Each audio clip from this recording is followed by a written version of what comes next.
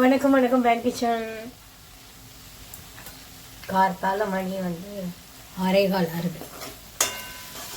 பையனுக்கு டப்பா என்ன பண்ண போனோன்னா, அம்மா போகா கொடுன்னா. வெறும் போகா எல்லாம் வந்து என்னதான் இருந்தாலும் நமக்கு எப்படி சாப்பிட்றது? அதுவும் மத்தியானம் ஒரு 12 மணிக்கு தான் லன்ச் டைம் அவங்களுக்கு. ஸோ மசாலா போகா இதில் என்னெல்லாம் போட்டிருக்கேன்னா, கடுகு, உளுத்தம் பருப்பு, பச்சை மிளகாய், இஞ்சி தாளிச்சிருக்கேன்.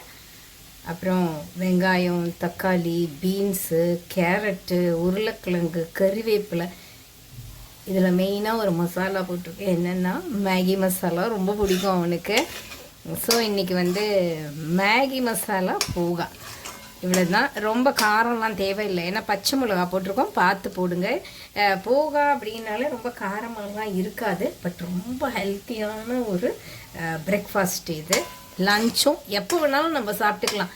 போகா கிடச்சிது அப்படின்னாக்கா ஹெல்த்தி. அது நல்லா அவலில் வந்து அவ்வளோ சத்துக்கள் இருக்குது. எஸ்பெஷலி அயன் வந்து நிறையா இருக்குது அப்படின்னு சொல்லுவாங்க.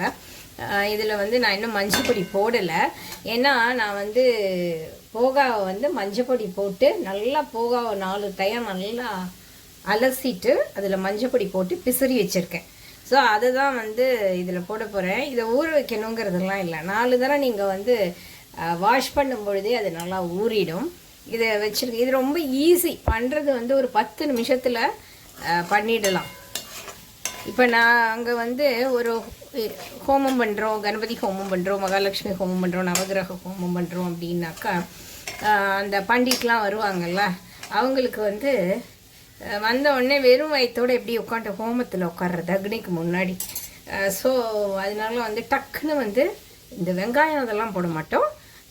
காய்கறிகள்லாம் போட்டு, மசாலாலாம் கிடையாது, காய்கறி போட்டு உப்பு போட்டு இஞ்சி, பெருங்காயப்பொடி, பச்சை மிளகா போட்டு நல்லா தாளிச்சிட்டு இந்த மாதிரி ஒரு போகாவை செஞ்சு ஒரு தேங்காய் சட்னியோட கொடுத்தோம், இல்லை தக்காளி சட்னியோட கொடுத்துட்டோம் அப்படின்னாக்கா கொஞ்சம் கொஞ்சமாக வயிறு கொஞ்சம் நிறைஞ்சிருக்கணும். ஏன்னா அக்னிக்கு முன்னாடி உட்காரும் பொழுது கொஞ்சம் நல்லா இருந்ததுனாக்கா சூடாகாது நம்ம உடம்பும். ஏன்னா மந்திரங்கள்லாம் சொல்கிறோம் இல்லையா, அதனால் ரொம்ப நல்லாயிருக்கும். பிரேக்ஃபாஸ்ட்டுக்கும் எல்லாருக்கும் வந்து ஒரு ஃபீலிங்காகவும் இருக்கும், நல்லாயிருக்கும்.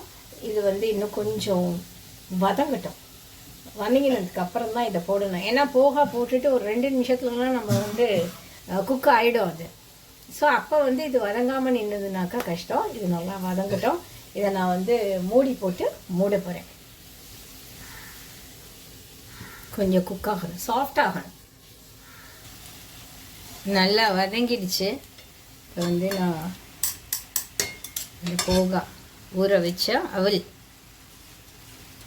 இது கலர்ஃபுல்லாக இருக்காது, நல்லாயிருக்கும். இது சர்வ் பண்ணும்போது எப்படின்னா, மேலே கொஞ்சோண்டு சேவ் தூவுவாங்க, பச்சை வெங்காயத்தை பொடி பொடியாக நறுக்கி அது மேலே தூவிட்டு அது மேலே கொத்தமல்லி தழை, இதில் வந்து ஒரு 1/2 டீஸ்பூன் சர்க்கரை. அது நல்ல டேஸ்ட்டை வந்து என்ஹான்ஸ் பண்ணி கொடுக்கும். அவ்வளோதான் நம்மளோட மசாலா போகா. சூப்பராக பாருங்க. அப்படி இப்போ பார்க்கும்போதே தக தகன்னு சாப்பிடும் போல இருக்குல்ல. 3 நிமிஷம் 4 நிமிஷத்தில் பண்ணிடலாம். செஞ்சு சாப்பிடுங்க. இங்கே வந்தால் நான் கொடுப்பேன் செய்கிறதுல. பட் இது வீடியோ தானே. ஸோ உங்கள் வீட்லேயும் இதே மாதிரி குழந்தைகளுக்கு ரொம்ப பிடிக்கும். மேகி மசாலாலாம் குழந்தைகள்லாம் வந்து விடவே விடாது. ஸோ இதில் போட்டு சாப்பிட்டோம் அப்படின்னாக்கா வேண்டானே சொல்ல மாட்டாங்க குழந்தைகள்லாம். இது அவ்வளோதான், மிக்ஸ் பண்ணியாச்சு. இதை வந்து நம்ம வந்து அப்படியே மழை சாரல் மாதிரி கொத்தமல்லி எல்லாம் பொடியாக கட் பண்ணி சூப்பராக தூவினா நம்மளோட மசாலா போகா, மேகி மசாலா போகா சூப்பராக ரெடி ஆயிடுச்சு. பண்ணி பார்த்துட்டு உங்கள் ஃபீட்பேக் கொடுங்க. ஒரு வீடியோவுக்கு லைக் போடுங்க. நம்ம சேனலை சப்ஸ்கிரைப் பண்ணி வச்சுக்கோங்க. பெல் ஐக்கானை ஆனில் வச்சுக்கோங்க. அப்போ தான் நான் போடுற வீடியோ உடனே நோட்டிஃபிகேஷனாக உங்களுக்கு வரும். நீங்களும் பார்க்கலாம். செஞ்சு பார்த்துட்டு உங்கள் கமெண்ட்ஸை நமக்கு கொடுங்க. தேங்க்யூ. இதில் வந்து ஒரு 4 சொட்டு வந்து நான் லெமன் போட்டிருக்கேன். உங்களுக்கு லெமன் பிடிச்சா போட்டுக்கோங்க, இல்லாட்டி வேண்டாம். அதுவும் நல்லா சுவையாக தான் இருக்கும் லெமன் போட்டானாக்கா. தேவைன்னா நீங்கள் போட்டுக்கலாம், இல்லாட்டியும் நல்லாயிருக்கும்.